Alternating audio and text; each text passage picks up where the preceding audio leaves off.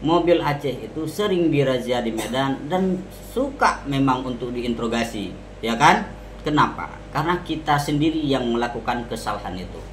Bukan kita melakukan kesalahan berambu-rambu lalu lintas, bukan berarti kita melanggar rambu-rambu lalu lintas, ya kan? Nah, memang itu adalah kesalahan yang kita buat, ya kan? Kita nggak mau bermasalah, masalah tidak mau diperpanjang, dan kita tidak mau ditilang agar perjalanan kita mulus-mulus saja. Maka sering sekali kita, ketika kita divonis salah, mau itu kesalahan yang dicari, mau itu enggak kedapatan, kita selalu kasih uang ketika mereka siapa saja atas nama oknum yang meminta di jalan, ya. Saya tidak mengatakan itu oknum dari kepolisian, siapa saja yang meminta uang di jalan, ya, ataupun katanya di sini diperas, itu kesalahan kita sendiri karena kita suka memberi. Itu atas nama plat BL, ya kan? Nah, jadi kalau misalkan mobil lain kenapa nggak di stop, ya kan? Mereka enggan untuk menginterogasi mobil-mobil plat BK ataupun plat B dan sejenisnya, kecuali plat BL, karena mereka melawannya bukan dengan kekerasan. Mereka itu melawan dengan undang-undang. Mereka itu paham tentang undang-undang. Nah, jadi apa saja yang harus kita pahami ketika kita berkendaraan dan kita dihadapkan ataupun kita menghadapi razia. Yang pertama sekali yang harus kita periksa adalah, yang perlu kita tanyakan kepada polisi tersebut, ya, siapa saja, apakah itu polisi gadungan atau polisi lalu lintas atau polisi biasa, minta surat tugasnya. Ada nggak surat tugas yang mereka bawa? Di surat tugas tersebut jelas tertulis lokasi razia, alasan razia, dan juga tercantum nama-nama yang berhak melakukan penilangan ataupun yang berhak bertugas. Di situ ada nama-nama petugasnya. Tanya nomor nama petugasnya, ada nggak di dalam surat itu? Di dalam surat tugas. Jika di dalam surat tugas itu tidak ada nama polisi tersebut, berarti razia ini ilegal, ya, tidak sah, ya kan?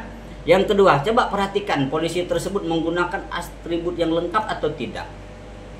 Ya kan, lengkap nggak rompi-rompinya itu sebagaimana yang harus dipakai ketika melakukan razia. Itu yang kedua.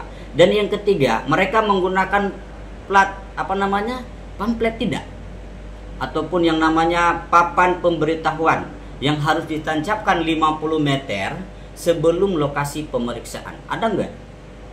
Itu yang ketiga. Yang keempat, apabila itu posisinya kita sedang berkendaraan diperiksa di malam hari, perhatikan mereka menggunakan pamflet ataupun papan pemberitahuan yang ada tulisan warna kuning ataupun yang diberi cahaya kuning. Ada enggak?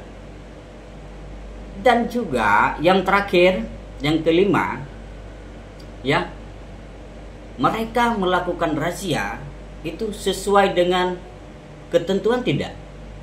Aman nggak bagi pengendara? Sesuai nggak lokasi yang melakukan razia tersebut? Jika memang tidak, salah satu saja tidak cukup syarat yang mereka tidak lakukan, maka itu razia tidak sah dan ilegal. Kita sebagai pengemudi, kita juga harus mempersiapkan diri ketika kita melakukan berkendaraan menggunakan baik motor ataupun mobil. Surat-surat kita lengkap tidak? Ya kan? STNK, SIM, ada nggak? Semuanya lengkap nggak dibawa?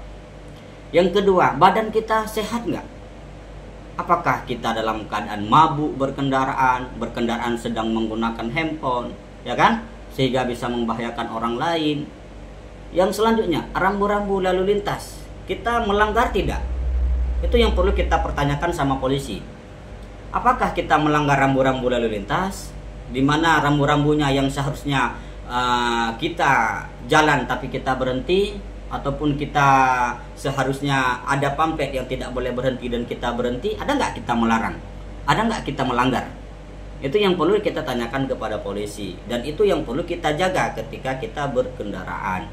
Yang selanjutnya, ketika mobil kita diinterogasi, ketika mobil kita diperiksa polisi, ya kan, yang perlu kita persiapkan adalah keamanan bagi diri kita terlebih dahulu adalah sabuk pengaman. Ini yang harus kita kencangkan, ya kan? Baik seorang pengemudi ataupun penumpang yang ada di belakang itu harus menggunakan sabuk, ya kan? Maka kita jangan selalu menyalahkan orang lain.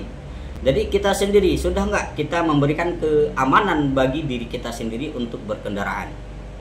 Yang selanjutnya, ketika permasalahan kita dicari seperti P3K, diperiksa, ditanya kita ada, ditanya STNK ada, apalagi yang perlu ditanya? Ditanya ban serap kita ada, ditanya dongkrak pun ada, ditanya juga plang segitiga kita juga punya. Apa alasan mereka untuk melakukan penilangan terhadap kita? Apa alasan mereka?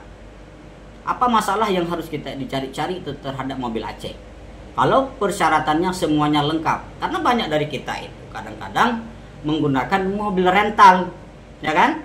Itu mereka kalau tahu bahwa itu mobil rental, mereka paling suka untuk melakukan pemeriksaan terhadap mobil-mobil Aceh, ya kan? Ketika kita merental mobil tersebut, perhatikan mobil yang kita rental, ada nggak mobil tersebut lengkap, mulai dari suratnya, ban serapnya, plang segitiga P3K, ya kan, semuanya, sampai ke lampunya, lampu sennya hidup atau enggak, itu perlu kita periksa. Memang mobil Aceh suka diperiksa, karena kita udah tahu suka diperiksa, maka kita hindari hal-hal seperti itu.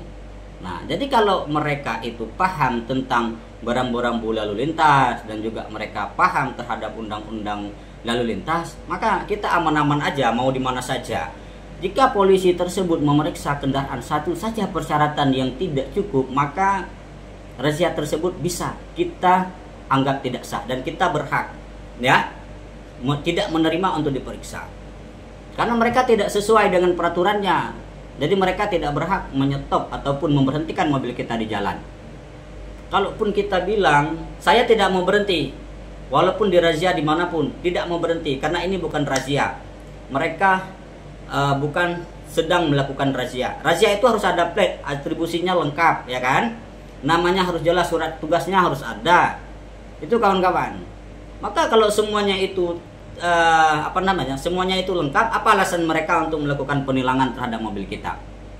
Makanya ketika kita salah, misalkan benar ini ya, kejadiannya kita salah, ketika kita ke Medan, mungkin ada satu persyaratan yang kita tidak lengkap, ya kan?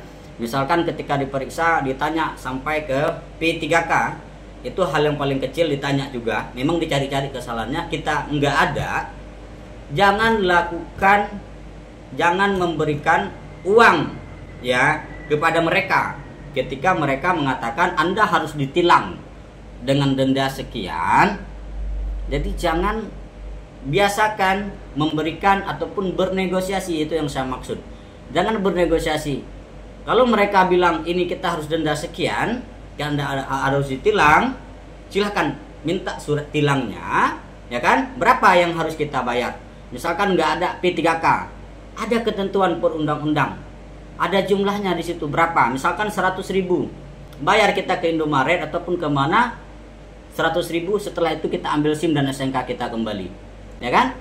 Jadi mereka melakukan hal yang seperti itu ketika ada razia resmi ataupun ilegal ataupun legal, mereka tidak mau memberikan 50.000 pun ataupun 100.000, tidak mau mereka lebih memilih untuk ditilang. Karena kalau ditilang, uangnya itu mengalirnya ke negara, ke kas negara. Tapi kalau kita memberikan uang di jalan, minta 200-100.000 kita kasih, itu kesalahan kita. Kita yang buat peraturan itu, maka mereka lebih suka menyetop mobil-mobil yang platnya dari BL, ya kan? Karena apakah mereka berpikir orang Aceh ini orang kaya? Itu yang saya maksud, ya. Apakah mereka menganggap orang Aceh ini orang yang kaya, atau mereka berpikir bahwa orang Aceh ini tidak menguasai undang-undang, tidak tahu apa syarat-syarat dari razia? Jika kita tahu syarat untuk melakukan razia, maka kita akan melawan mereka. Minta surat tugasnya, tanya ini, tanya itu, seperti mereka merazia kita. Jika tidak lengkap, tidak ada hak mereka untuk melakukan razia terhadap mobil kita.